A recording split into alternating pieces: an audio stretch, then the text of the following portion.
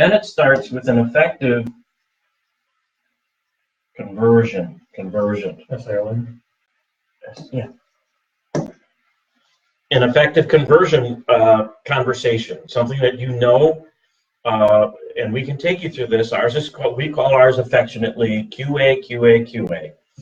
And I don't know anybody that's gone through this process with us that hasn't said, you know, it might not be the easiest to adopt because it doesn't feel always so natural, but I guarantee you it will work.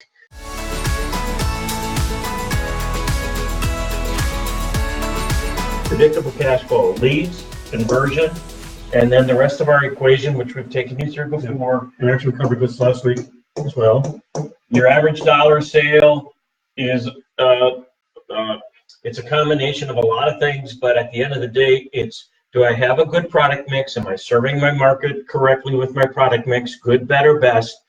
And am I effectively, to your point earlier, am I effectively pricing all those things? And we can take you through what's an effective way to calculate price.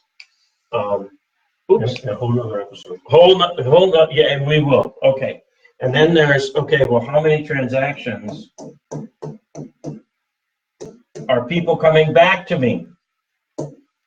Are my customers coming back to me? Are they buying once? Right. Or are they buying 6 times a year? In a transaction, does that include multiple items within a single transaction? And do you count multiple items as one transaction or as multiple? If somebody comes, I tell the story about my frequent visits to Ace Hardware. So, but would you count that as one transaction, or would you count it as a multiple transaction? That increases the average dollar sale. Okay. When your selling activities can bundle multiple things in that transaction, when I'm walking out of the store, okay, that increases the average dollar sale. If I come back because I'm so satisfied with how the floor clerk at Ace Hardware treated me, and actually I walked out of the store, this is a true story, I walked out of the store multiple times, transactions, going, man, that guy, I don't know how they do it sometimes. I can go into Ace with this most obscure looking like screw that I need to have 3 of, and I show it to the person, and they go, oh, follow me. And I'm like, what? So what have they done? Number one, I know I'm going to walk out with the right thing. Right. In fact, I had this happen once. I forget what I was hanging, but as I'm just looking for, let's just call it innocently, it was a picture hanging thing. When the guy said, well, oh no, I know what it was. My towel rack fell down in my bathroom. Just came right out of the wall. And so I go, hey, you know, well, I got to go fix this. So I'll make this quick. So I go into Ace, and the guy says, you know, how much distance is there between the rack thingy, okay, and the wall itself? And I go, well, yeah, there's a little cavity there. Okay, so it's not flush to the wall. It's not flush to the wall. I wouldn't know to be sensitive to that. And guys, I said, well, yeah, there's a little cavity there. Okay, we're going to make the apparatus that I'm going to sell you, we're going to make that like a 1/2 inch longer. Okay, that's what we're going to do. And I'm like, okay, you want to come and install it too? Because but that's it.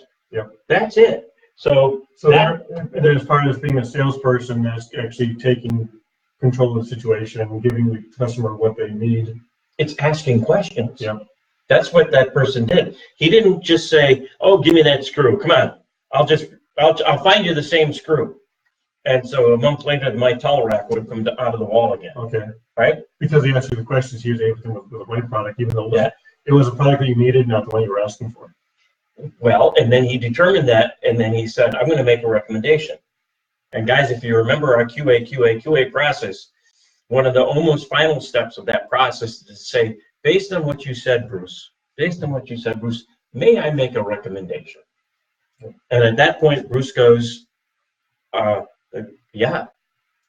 And that's key, is it's easier to close a past client than it is to close a new client. Okay, so let me take you back real quick before we say goodbye. The guarantee, don't be afraid of it. The guarantee actually reinforces your unique selling proposition. It shows people, it absolutely starts to convey to people the implication of the quality of your offering, because you're guaranteeing it. Yep. Okay, and so you get to write it. Don't be afraid of it. We can help you with it. Make it bold, right? And make sure that it includes if this, then that.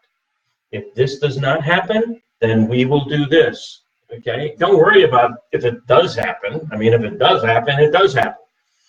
If this happens, which would be unfortunately the negative, then we will do this for you. I mean, how many of us have seen stuff on TV? Sometimes we think it's trite, right? Where they go, money back guaranteed. Yep. But it tends to be a real pain in the butt to try to redeem that. So people go, well, you know, baloney. I got to package this up. I got to put it in a box, package it up, mail it back out. You know, and so people. There are companies like Zappos who make it super easy. You order the shoes, they deliver the shoes. If they don't fit or you don't like them, you pack them up, send them back. They cover the shipping. Yeah. So now you've got a pretty much a dedicated customer who can keep coming back and back. Yeah. Okay. So we covered guarantee today. If you're struggling with what that should look like, again, don't ever hesitate to call us. You can call me direct on my cell. That's 847-456-7457. If you call that number and you don't get a pickup, it's because I'm in a coaching session and I never interrupt the coaching session to answer my phone, unless it's one of my kids. And so then you call a person in our company who has the bat phone, right? And that's who? That's Bonnie. Bonnie's got the bat phone, and her number is 847-772-4379. That's it. Okay, folks. Great. Thanks so much. Thank you much. Have a great weekend. And we'll talk to you next week. And subscribe and share this out. Thank you.